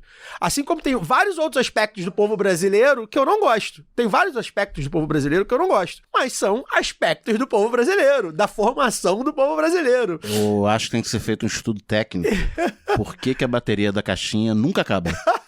Você senta do lado de alguém que tá com a caixinha, você vai embora, a bateria do seu celular acaba, a caixinha não acaba. Uma caixinha eu gosto.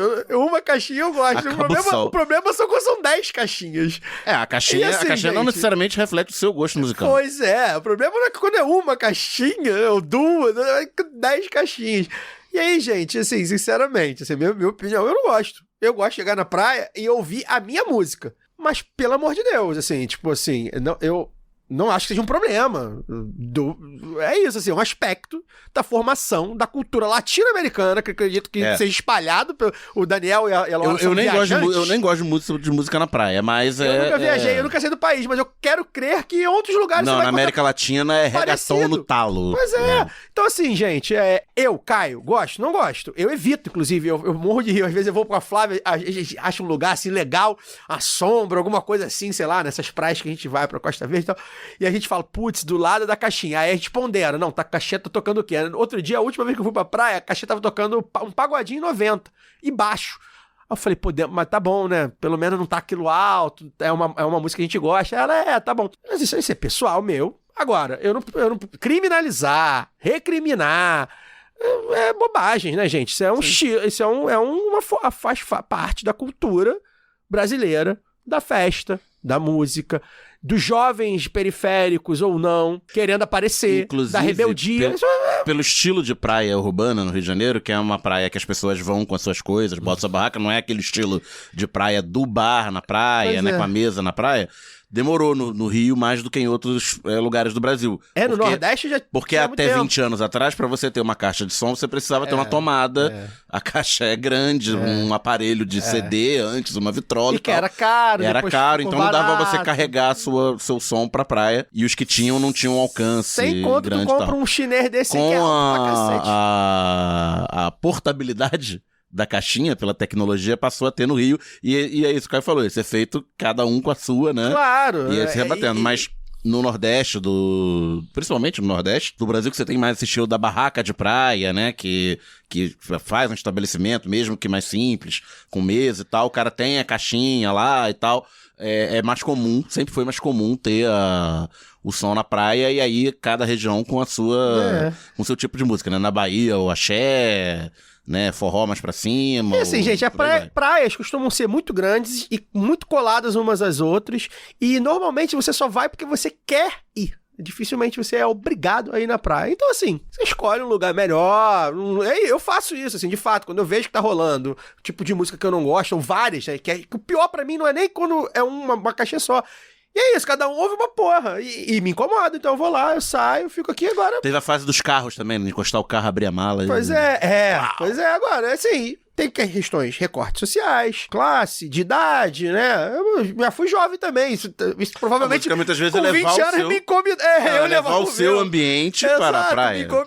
Me incomodava menos. E aí vai falar, aí a psicologia vai falar que são jovens querendo atenção. O sociólogo e antropólogo vão dizer que são jovens periféricos, que é uma forma de ter cidadania. E assim, realmente, gente, assim, essa é uma discussão, Alex, que sinceramente eu espero que não te incomode muito, cara, porque assim, brigar contra isso é igual pichação. Você gosta de pichação ou não gosta? Cara, não tem o que gostar, cara, pichação. Não tem como não ter pichação na América Latina. Não tem como não ter. Agora, tem como ter? Tem uma ruazinha ali num bairro fechado? Não tem, então tu vai pra lá, você pode ir pra lá.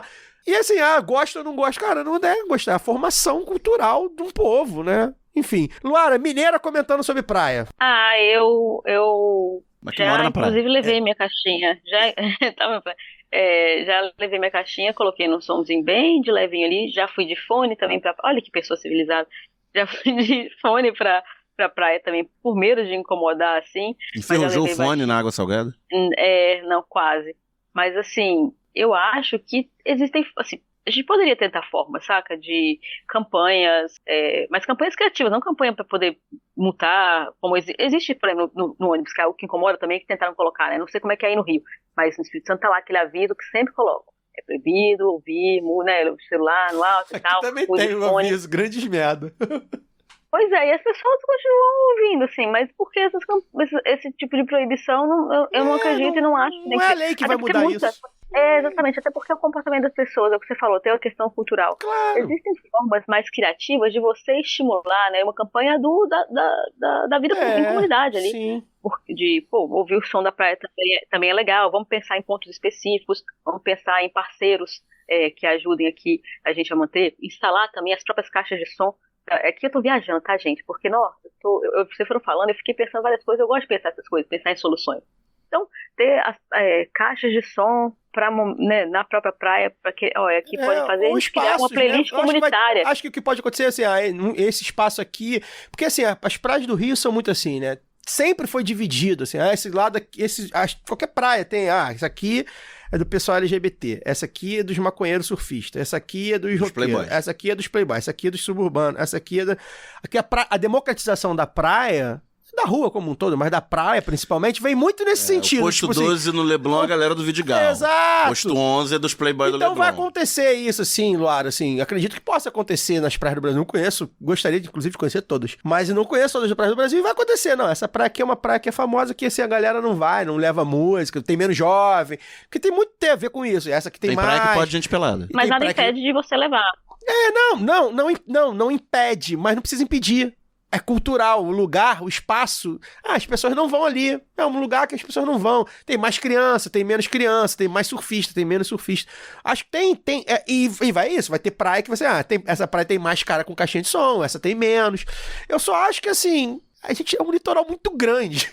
O Brasil tem um litoral muito grande, praias muito grandes, pra você deixar de ir numa praia ou de ir à praia porque tá tocando a música. Eu acho que você vai sempre achar opções. Agora, eu repito, Caio Belandi, gosto? Não gosto. Acho que poderia ser melhor. Acho que é um aspecto da cultura brasileira que eu não gosto. E tudo bem, também. Eu não sou obrigado a gostar de todos os aspectos da cultura brasileira. Pelo contrário, tem algumas que são muito complicadas. E essa eu não gosto, assim. Mas eu entendo, assim, eu tô de boa com isso. Bem, bem tranquilo. E dependendo também, você pode fazer a negociação direta. Já aconteceu comigo. Eu tava na praia, tava no Nordeste, chegou uma família, eu tava lá primeiro. Chegou uma família, sentou do lado. Não era uma caixinha, era uma caixona. Botou o som no talo e foi pra água. Foi todo mundo pra água. E eu fiquei ouvindo a música deles. Porra. Aí eu falei, gente, oi, tudo bem? Boa tarde. É que vocês deixaram a caixa de som alto lá e vocês não estão lá.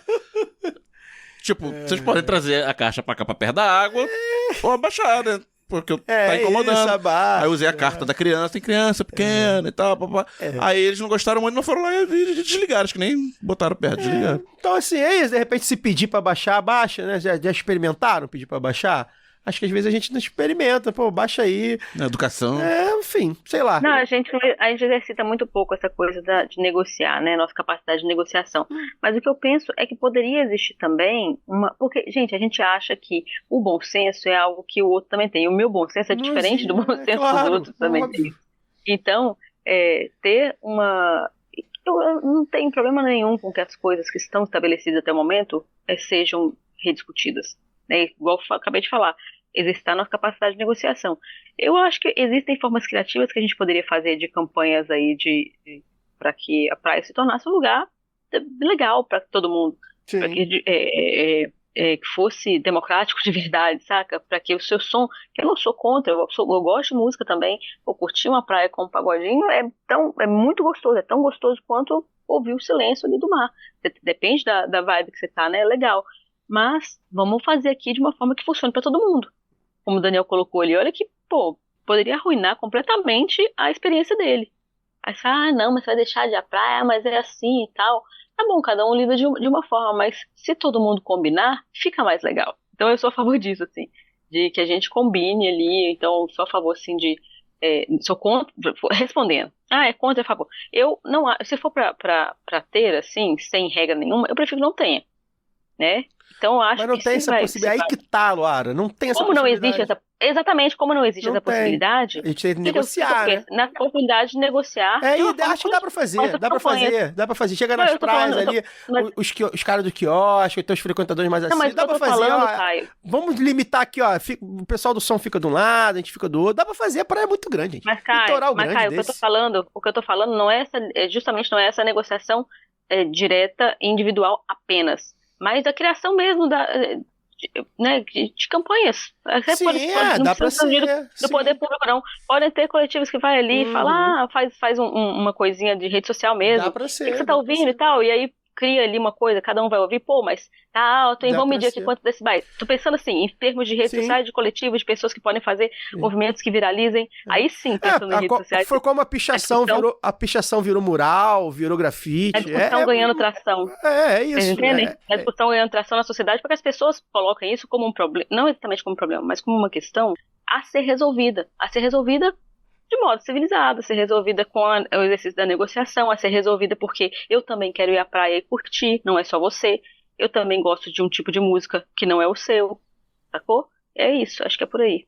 É isso. E aqui tem mais uma questão aqui, o Lucas Mizumoto. Top 3 sambas do grupo especial de 2025 pra cada um de vocês. Cara, pessoal, nossa audiência tá muito afoita com o carnaval. A gente criou mesmo, a gente colocou a nossa audiência, o lado B do Rio de verão é carnaval. Já tem gente cobrando pra gente falar de carnaval, juro, desde outubro. Não tinha nem samba Não, escolhido, os sambas né? não tinha, mas os enredos já estavam, Sim. né? Então, assim, gente, primeiro, carnaval é em março, a gente vai ter um mês inteiro de fevereiro, a gente vai entrar de recesso, volta no último mês, na última semana de janeiro, a gente vai ter um mês inteiro de fevereiro pra falar de carnaval, a gente vai provavelmente falar 1 ou 2 programas de carnaval, como sempre a gente faz. Por um acaso, eu tenho opiniões a dar sobre samba, mas são opiniões preliminares. Saiu aí a retrospectiva do Spotify recentemente, e eu fui ver a minha, e o meu samba, e a música que eu mais ouvi, segundo o Spotify, no Spotify, é um samba enredo que eu não gostei no pré-carnaval, não gostei na hora do desfile, embora tenha sido um bonito desfile, e quando saí, dias depois, eu falei, pô, samba, eu gostei desse samba, principalmente a gravação ao vivo do samba ficou muito boa, que foi o samba da Grande Rio desse ano, né, do carnaval que passou. E o segundo foi o samba da Imperatriz, que eu gostei de cara. Então, assim, samba enredo é uma obra, como diz meu amigo Marcelo Davi Macedo, é uma obra que só acaba quando o último desfilante passa na Sapucaí. Ela é uma obra que vai se construindo. Por um acaso eu ouvi, é o processo que eu sempre faço, raramente eu ouço sambas concorrentes. É raro. Quando me mandam, pô, isso aqui é bom e tal, eu normalmente fico alheio, às vezes vejo uma final ou outra e tal. Acabou, ouvi todos os sambas nas gravações oficiais de concorrência. E não sorri pra nenhum. Eu falei, Aí tem gente, essa safra tá aí, essa safra tá aquilo. Tem gente que diz que é o que é a minha impressão. Eu acho que todo samba tá bastante pasteurizado. A gente tá vivendo uma fase, uma entre-safra do samba, depois de um tempo muito ruim, melhorou bastante. Eu acho que a gente já tá voltando à pasteurização. São ciclos. Que exatamente, que é natural. Eu ouço os sambas, algumas escolas, quase todas as escolas eu ouço o samba e falo, cara, parece que eu já ouvi esse samba da mesma escola, ou em outra escola cantou esse samba parecido, porque eu acho que tá os tais dos escritórios, né? Enfim, hoje em dia é isso, a profissionalização virou nesse nível, né? Que são vários autores, compositores que têm seus grupos que fazem para várias escolas e a coisa tá padronizada, tem a questão dos jurados, que exigem mais ou menos o mesmo formato, aí por isso a escola exige mais ou menos o mesmo formato, os enredos têm sido mais ou menos ali uma linha, enfim.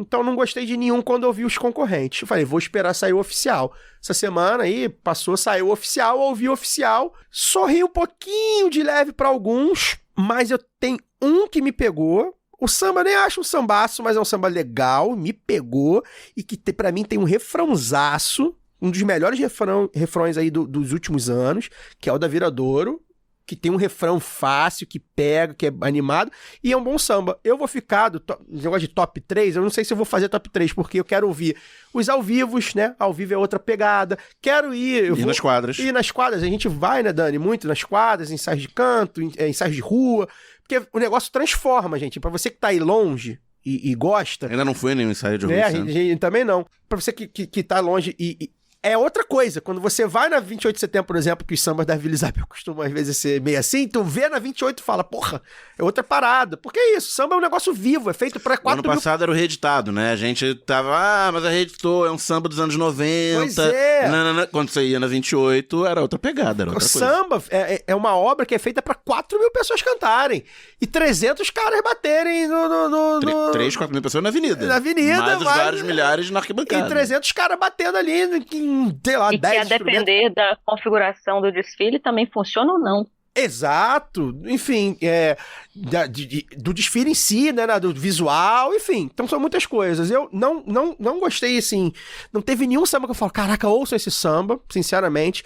Acho que tem bons enredos aí, mas acho que a gente vai discutir provavelmente isso nos programas de carnaval. Acho que a gente tá começando a ter alguma coisa de enredo aí que também está ficando pasteurizado. Tô lendo enredos aí, enfim, sinopses, resumos, que tu fala, porra, de novo isso. Enfim, acho que a gente vai discutir isso. Agora, Lucas, para te responder, Eu gostei, acho que o samba da Viradouro, acho que é o melhor, assim, o que eu mais gostei. Eu achei que o do Salgueiro ficou interessante, acho que é um samba que pode crescer, dizem que já tá crescendo aí nos ensaios e tal. Acho que também tem um samba que, enfim, tem uma pegada interessante. Acho que o da Mocidade é interessante também, não tá ali, acho que é um samba que pode crescer. Portela, dizem que o ao vivo também tá legal, ainda não ouvi. Então, assim, vamos ver. Eu realmente acho que a gente tá no momento que já esteve melhor de samba, atual. Mas, enfim. Luara, você que já ouviu alguma coisa aí de samba, enredo esse ano? Ouvi, eu estava acompanhando, inclusive com apreensão ali os concorrentes. Não cheguei a ouvir, mas estava acompanhando as eliminatórias e tal, e vendo uma coisinha ou outra. Cheguei a ouvir já os sambas vencedores de algumas, mas não ouvi todos. E é engraçado você falando, porque também um dos meus álbuns mais ouvidos foi de samba enredo, e do Daniel, meu namorado, que não gostava, curtia o carnaval de outra forma, né? Ele é de Salvador. Hoje ele estava comentando aqui que o mais ouvido dele foi o samba da Mocidade, o samba do Caju, mas ele adora aquele samba da Imperatriz, e um dos álbuns mais ouvidos. E então você fica mesmo com essa expectativa. E foi ele, eu tô citando porque foi ele que falou assim: olha, saiu o samba tal, já saiu da Mangueira, já saiu do não sei o quê. Ele que ficou me avisando, porque a gente, né, acaba que aparece e tal, mas foi ele que foi me avisando e eu fui ouvindo por causa disso. Então a gente às vezes estava no carro e ele falava assim: coloca aí que saiu da Viradouro. Então foi um pouco disso. Não ouvi todos, mas do que eu ouvi e gostei, acho que a Viradouro já virou uma unanimidade dessa safra aí. Sinto a mesma coisa que você falou, Caio. Por exemplo, quando eu ouvi o da Imperatriz, eu falei, caramba, mas é a mesma fórmula, né? Eu prefiro que seja essa fórmula, dos termos afro e tal, mas tem uma coisa meio cansada que às vezes parece que não orna e eles tentaram encaixar.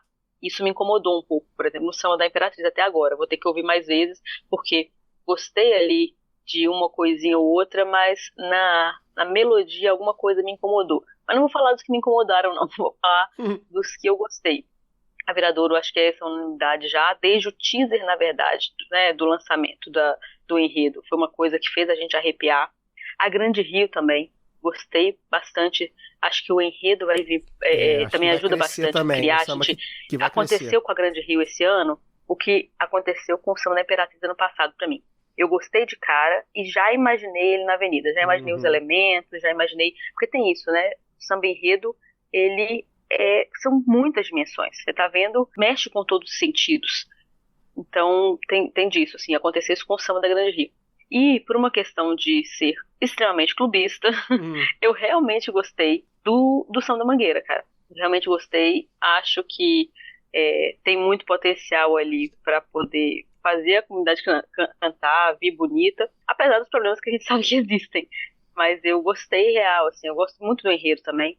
Acho que tem esse potencial para poder fazer valer o que a Mangueira tem de melhor.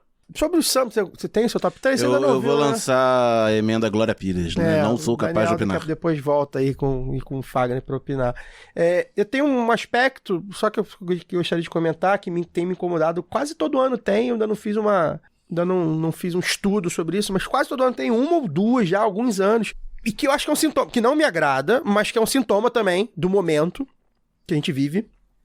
Que toda hora, todo samba tem bala, tem tiro, tem morte. Eu acho que é um sintoma de um momento que o samba, os enredos e os enredos, né, estão muito críticos com o genocídio da negritude.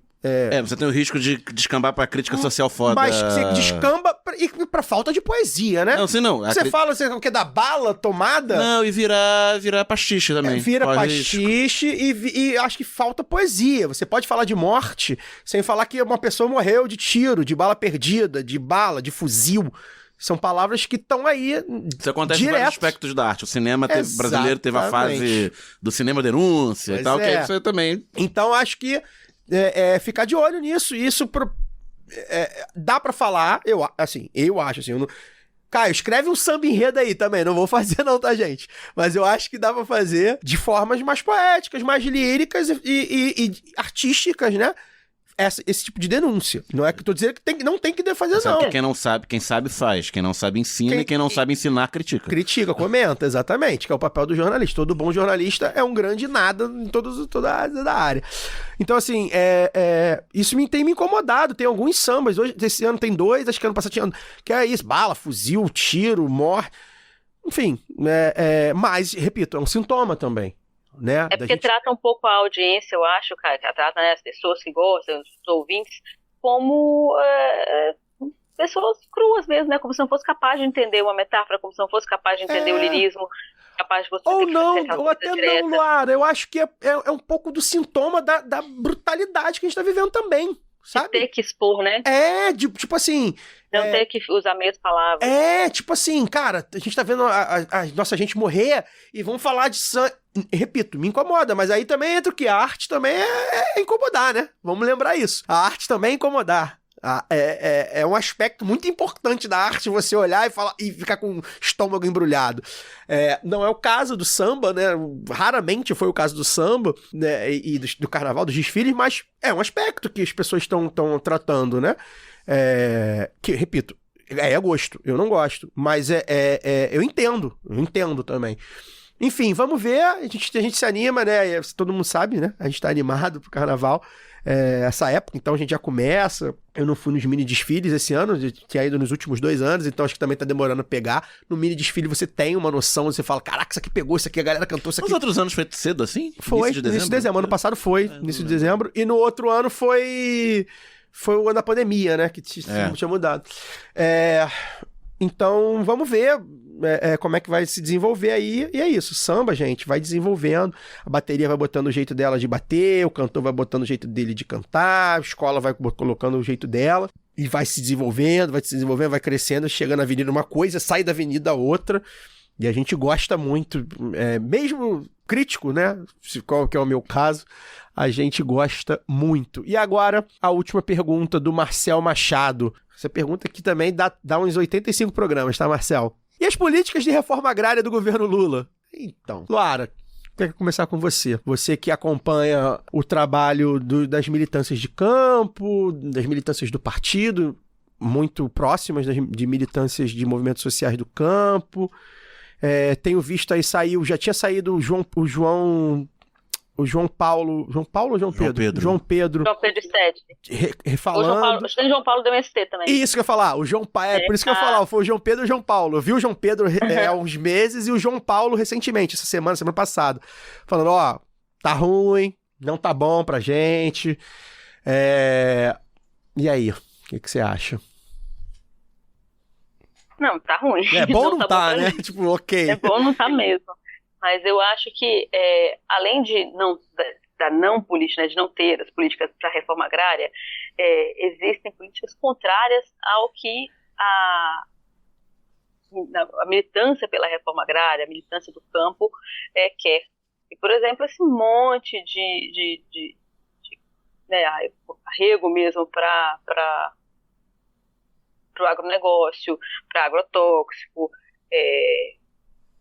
Eu acho que tem um outro lance que fica muito escondido nisso, que a gente já discutiu aqui com o pessoal do MPA, que é fazer só a valorização, por exemplo, só a valorização do salário mínimo, que aí aumenta o poder de compra do trabalhador, mas não liga o trabalhador, o campo à cidade, né? Então não liga o trabalhador à comida de verdade que é produzida no campo. E aí fica, como é que a gente escoa aquela produção, como é que a gente fomenta aquela produção do campo, em vez de ficar fortalecendo esses grandes atacadistas aí que são só distribuidores de ultraprocessado.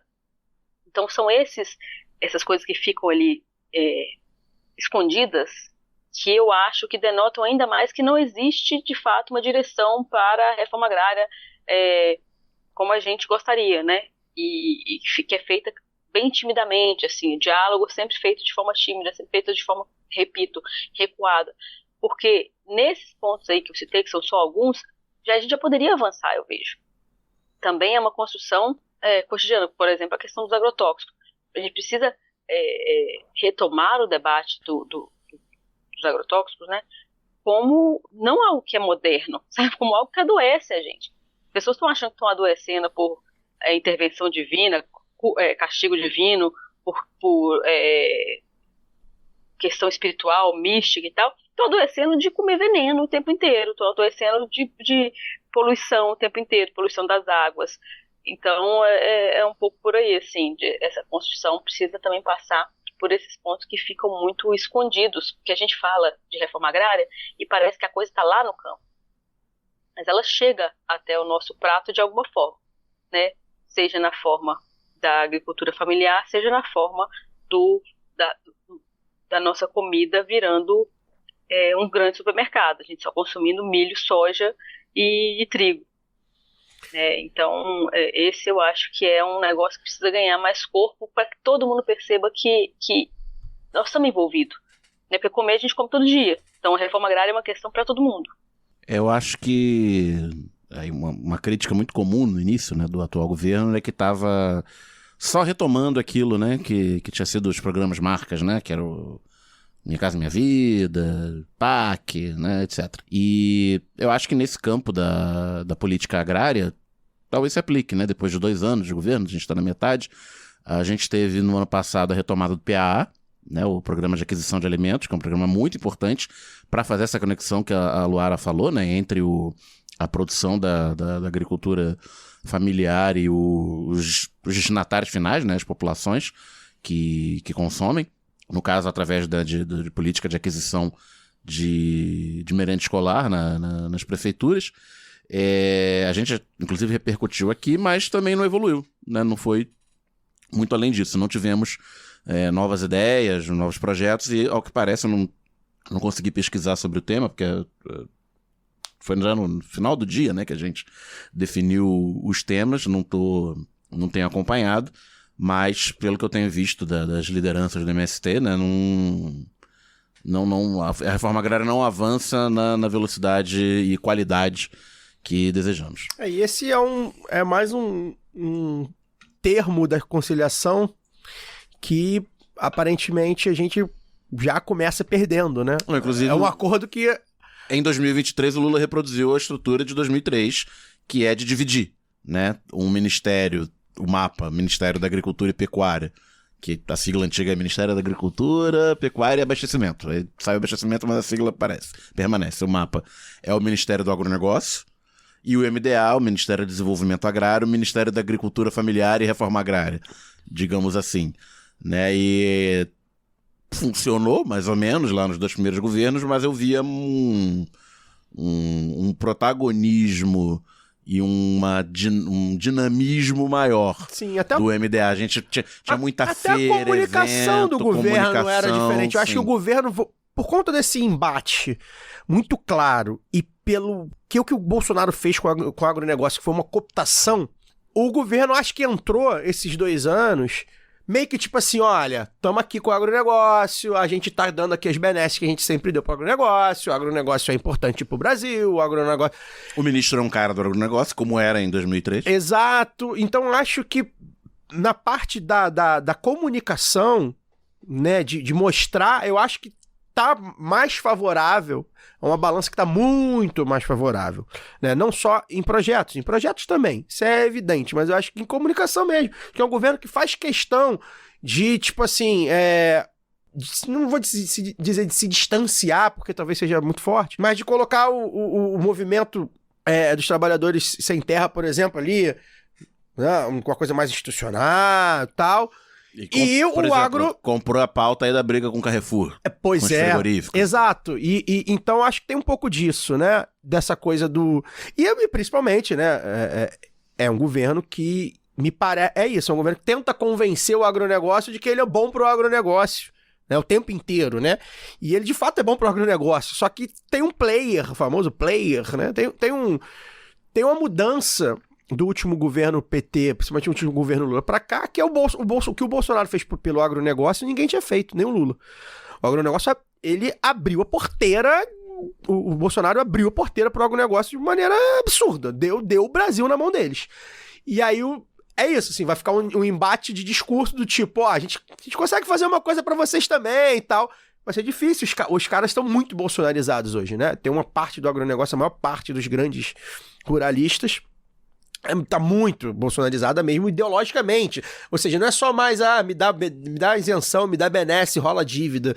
E não é só mais isso, né? Tem as outras questões também. Então, me parece que é um caminho que esse governo atual, enfim, preferiu seguir mesmo, ou que deu pra seguir, é que a gente sempre fala da correlação de forças, a bancada do boi cada vez mais forte, o lobby do agro, né, hoje em dia é toda hora, agro é tech, agro é pop, agro é tudo, né, e há 20 anos atrás não eram com esses termos, pelo menos, não era bem assim, não era tão forte, enfim, acho que mudou também essa correlação de forças, a gente tá devendo. Tinha Sem Terra na novela. Pois é, tinha senador